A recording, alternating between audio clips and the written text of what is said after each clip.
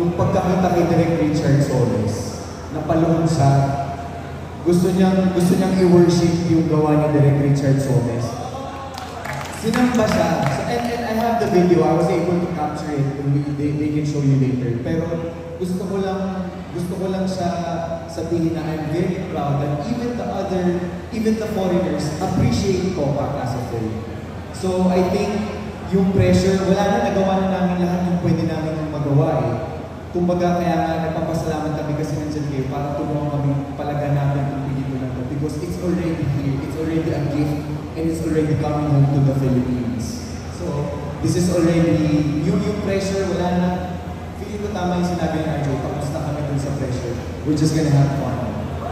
Alright! Iba talaga. Sabi ko nga na nagpapasalamat din ako kay Direk Richard sa Nathan Studios. Kasi tumaya sila. I never considered myself as an action star or doing action films. Pero the way Direk Richard, yung buong proseso niya, ginawa niya akong action star dito sa pelikula ko. So I'm just very happy that I'm part of it. Yes, sa lahat po na nanonood sa atin ngayon, sana po sa darating na Metro Manila Film Festival ngayong Kapaskuhan, unahin niyo po, Topak, directed by Richard Soles.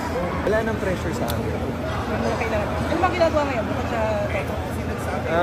sa gumagawa kami na, pwede ko na-announce, diba? It's okay to not be okay. Okay, how do you feel part of that? Working with Anne, what do you feel? I'm so happy, finally, kinakatrabaho ko na si Anne. Joshua also for the first time mahaba yung mga eksena namin. So nakakatuwa kasi again this is a different character and I'm able to play around it. Parang finally nakita na rin ng management na okay, bigyan nyo si Enchong ng mahirap na role and he will do it. And I'm very grateful. Enchong last year nanalo ka as supporting actor na mag-ako. Kung kumpusa.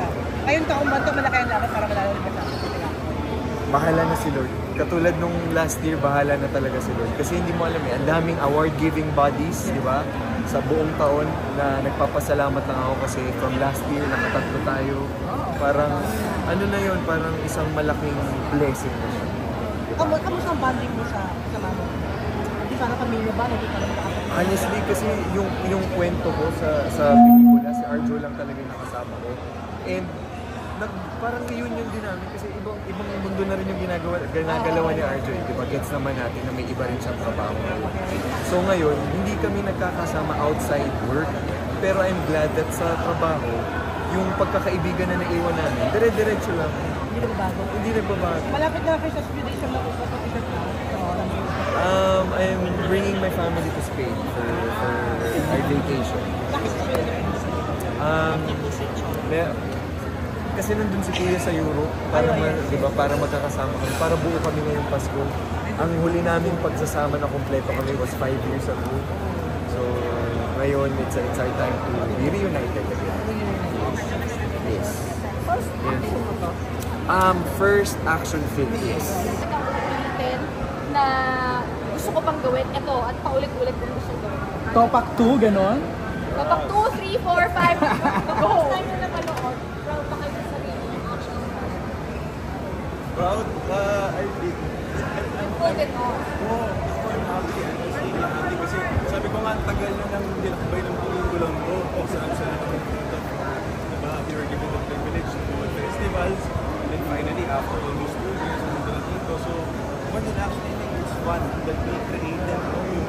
Yung sa dulo is yung pala na po wala ka kasi hindi ko nga napansin. Sabi ko nga, 18 days namin ni Direk. Diba, pinag-usapan namin kanina. 18 days, puro tatlong buwan tayo magkasama. Pero kasi, it was just for fun. Talagang bulong goals, narinig nila si Kuya, this gold of the day, of the leg. Tuloy-tuloy lang ng eksena, and no complaints. So talagang, sarap lang na katrabaho lahat ng ganung artista. Pero tinapag ba kayo sa set? Kayong dalawa? Wala nga nangyari kung sa set namin kasi sobrang lahat game. Siguro yun yung mga masarap na katrabaho ay masarap na project, ulit-ulitin niya. Kasi hindi mo mafe-feel yung pagod, whatever init man yung set dahil na warehouse ang setup namin. Yung sakit, yung accident, hindi mo naiintindihan kasi ni isa walang ito. Kamusta yung tulog mo? I mean, wala bang kalawang